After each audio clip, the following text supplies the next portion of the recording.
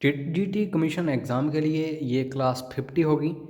पिछले 49 वीडियोस या फिर टेस्ट आपने अभी तक नहीं देखे हैं तो डिस्क्रिप्शन बॉक्स में लिंक मिल जाएगा, ज़रूर देख लेना। और समय कम बचा है, लगभग 1 डेढ़ महीना आपके पास है।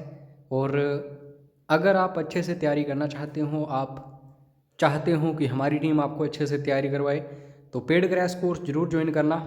पेड क्रैश कोर्स में आपको क्या क्या मिलेगा, तो इसमें आपको daily PDFs, daily online mock test, series, books PDFs, notes PDFs, previous year question papers, videos, phone call support etcetera. तो फीस जो है 50% है, क्योंकि समय कम बचा है, तो ज़रूर ज्वाइन करिए। आप लास्ट बार इस एग्ज़ाम को दें, यही हमारी टीम चाहेगी। इसके बाद आपको सरकारी नौकरी लग जाए, तो हर एक क्वेश्चन को खुद अटैम्प्ट करना। किसी भी क्वेश्चन का आंसर जो है पहले शो नहीं किया जाएगा। तो आप ये देखना कि जो भी आपने तैयारी की उसमें से आपको कितने क्वेश्चंस आ रहे हैं और कितने नहीं, कहाँ आप स्टैंड करते हो। तो पहला क्वेश्चन मोस्ट इम्पोर्टेंट, खजुराहो मंदिर जो हैं किसने बनाए थे। तो 4 ऑप्शंस आपके सामने हैं और बिल्कुल सही आंसर है दोस्तों, ये चंदेल शासकों ने बनवाए थे। किसके दर्शन शास्त्र को अद्वैत कहते हैं। अद्वैत की बात जब भी आती है दोस्तों, तो आप सभी को याद रखना है हम किसके संदर्भ में बात करते हैं, तो ये हम शंकराचार्य के संदर्भ में बात करते हैं। तो बी इज़ राइट आंसर। उसके बाद नेक्स्ट क्वेश्चन दोस्तों, लोधी वंश जो है इसकी स्थापना किसने की थी। तो जो भी सल्तनतें हैं, चाहे मैं गुलाम वंश की बात करूं, खिलजी की बात करूं, तुगलक, सैयद, लोधी, ये सारे के सारे इंपॉर्टेंट हैं। तो लोधी वंश जो है इसकी स्थापना की गई थी दोस्तों बहलोल लोधी के द्वारा। तो ए इज़ राइट आंसर। उसके बाद नेक्स्ट क्वेश्चन, कुतुब मीनार जो है दोस्तों ये कंप्लीट किसने करवाई थी। इसका काम पूर्ण करवाया गया था किसके द्वारा, शुरू किसने किया, ये क्वेश्चन बनता है। कंप्लीट किसने करवाया, ये क्वेश्चन बनता है। दोनों क्वेश्चन इंपॉर्टेंट हैं। तो सबसे पहले तो ये देख लो कि इसकी शुरुआत किसने करवाई थी, कुतुबुद्दीन ऐबक ने, ठीक है। और कंप्लीट किसने करवाया था, क्योंकि कुतुबुद्दीन ऐबक की मृत्यु हो गई थी, फिर इल्तुतमिश ने इसको कंप्लीट करवाया था। लख बख्श के नाम से जाना जाता था इसे। तो ऐसे क्वेश्चंस भी आते हैं। तो ये जो क्वेश्चंस हैं बेसिकली हमने कंबाइन किए हैं पिछले 5 से 10 सालों के, जो बार बार पूछे जाते हैं हमीरपुर बोर्ड में। यही क्वेश्चंस टीजीटी के एग्ज़ाम में भी रिपीट होंगे। तो अच्छे से देखिए, खुद को चेक करते रहना कि कहाँ आप स्टैंड कर रहे हो। ये भी क्वेश्चन दोस्तों इम्पोर्टेंट है, 2.5 दिन का झोंपड़ा जो है ये क्या है। तो बिल्कुल सही आंसर जो है ये दोस्तों मस्जिद है। लेकिन क्वेश्चन आप सभी के लिए भी दूंगा, क्योंकि आप सभी के लिए भी कुछ ना कुछ होमवर्क मिलेगा। इनफैक्ट आगे जाके आप टीचर बनोगे तो बच्चों के लिए होमवर्क दोगे, तो आपके लिए भी मिलना चाहिए। 2.5 दिन का झोंपड़ा किसके द्वारा बनवाया गया था और ये कहाँ है, ये बताना कमेंट करके, क्योंकि ये नॉर्मल सी चीज़ें 5th-6th क्लास से हम पढ़ रहे हैं। तो अगर इनके आंसर्स हमें नहीं आ रहे हैं तो कहीं ना कहीं हमें प्रॉब्लम आएगी इन फ्यूचर। उसके बाद नेक्स्ट है, इनमें से किस सिख गुरु ने गुरुमुखी लिपि का आविष्कार किया था। ये मोस्ट इंपॉर्टेंट क्वेश्चन बनता है हर एग्जाम में। तो गुरुमुखी लिपि जो है दोस्तों ये गुरु अंगद देव जो दूसरे सिख गुरु थे, इन्होंने इसकी रचना की थी, फाउंड किया था। तो इसको देख लो। और कबीर किसके शिष्य थे, पता नहीं कितनी बार क्वेश्चन पूछा जा चुका है ये हमीरपुर बोर्ड में। कबीर दोस्तों शिष्य थे किसके, रामानंद के। ए इज राइट आंसर। भक्ति आंदोलन जो है इसका प्रारंभ किसने किया था, ये भी बार बार क्वेश्चन पूछा जाता है। कुल मिला के जितने भी क्वेश्चंस आपको दिख रहे हैं इस वीडियो में सारे इंपॉर्टेंट हैं। तो भक्ति आंदोलन जो है इसका प्रारंभ किया था किसने, अल्बर संतों ने। तो बैरियस यहाँ पे आपको देखने को मिलती हैं चीज़ें। रामानुजाचार्य आपको याद रखना है, भक्ति आंदोलन सबसे पहले उन्होंने ही शुरू किया था। उसके बाद नेक्स्ट जो है दोस्तों, अकबर ने दीन इलाही की स्थापना किस वर्ष की थी। तो दीन इलाही भी इम्पोर्टेंट है। अकबर से रिलेटेड ये क्वेश्चंस बनते हैं। तो दीन इलाही जो है दोस्तों, ये हमें 1582 ईस्वी में देखने को मिली थी। उसके बाद नेक्स्ट क्वेश्चन, इनमें से किस खादान या फिर खान से सुप्रसिद्ध कोहिनूर हीरा प्राप्त हुआ था? तो कोहिनूर आप देखते हैं ये हर जगह पे जाना जाता है इसे कि कोहिनूर हीरा है, सबसे बेशकीमती है ये। तो कोहिनूर हीरा जो है दोस्तों, ये गोलकुंडा की खानों से या खदानों से हमें प्राप्त हुआ था। उसके बाद जजिया जो है ये दोस्तों फिर से किसने लागू किया था? तो फिर से मैं आपको बता रहा हूँ किसने लागू किया। आंसर है इसका दोस्तों, ये औरंगजेब ने शुरू किया था। कमेंट करके ज़रा बताना, होमवर्क है आप सभी के लिए, जजिया सबसे पहले किसने शुरू किया था। और ये भी याद रखो कि जजिया है क्या। तो जजिया जो नॉन मुस्लिम होते थे उनसे अर्जित किया जाता था। उसके बाद नेक्स्ट क्वेश्चन दोस्तों, शिवाजी को दंड देने के लिए बीजापुर के शासक ने किसे भेजा था? तो शिवाजी जिन्होंने मराठा साम्राज्य की स्थापना की थी। तो अगर इनको दंड देने के लिए किसी शासक ने किसी व्यक्ति को भेजा था तो वो कौन था? अफजल खान।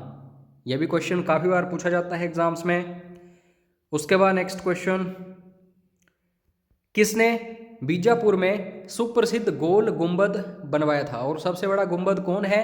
ये दोस्तों गोल गुंबद ही है, जिसको इंग्लिश में गोल गुंबज भी बोला जाता है। तो पजल नहीं होना है, बीजापुर का गोल गुंबज किसके द्वारा बनवाया गया था?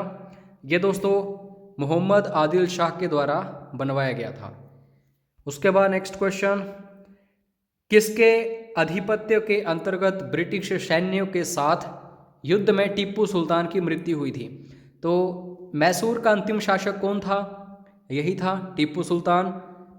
इसने स्वतंत्रता का पेड़ जो है ये भी लगाया था, ट्री ऑफ फ्रीडम, ये भी क्वेश्चन आता है। तो एंग्लो मैसूर युद्ध जो था उसमें 1899 में इसकी मौत हो चुकी थी। तो आपको याद रखना है उस समय जो ब्रिटिश सैन्यों की कमांड किसके पास थी? Lord Wellesley. इसको बंगाल का टाइगर भी बोला जाता है, लॉर्ड वेलेस्ली को।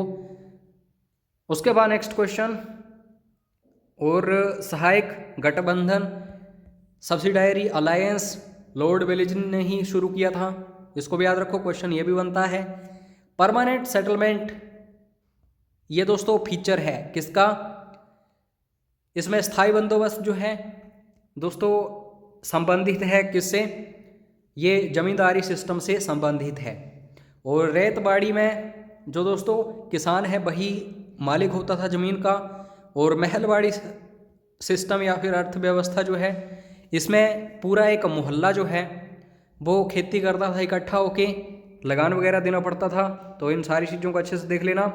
जमींदारी व्यवस्था जो है बेसिकली बंगाल वगैरह में फेमस थी। स्कोर जरूर देखते रहना अपना कि कितने क्वेश्चंस आपको आ रहे हैं और कितने नहीं। और पिछले 5 से 10 सालों के इंपॉर्टेंट क्वेश्चंस आपको चाहिए हों इन क्वेश्चन पेपर्स के तो पेड क्रैश कोर्स में मिलेंगे।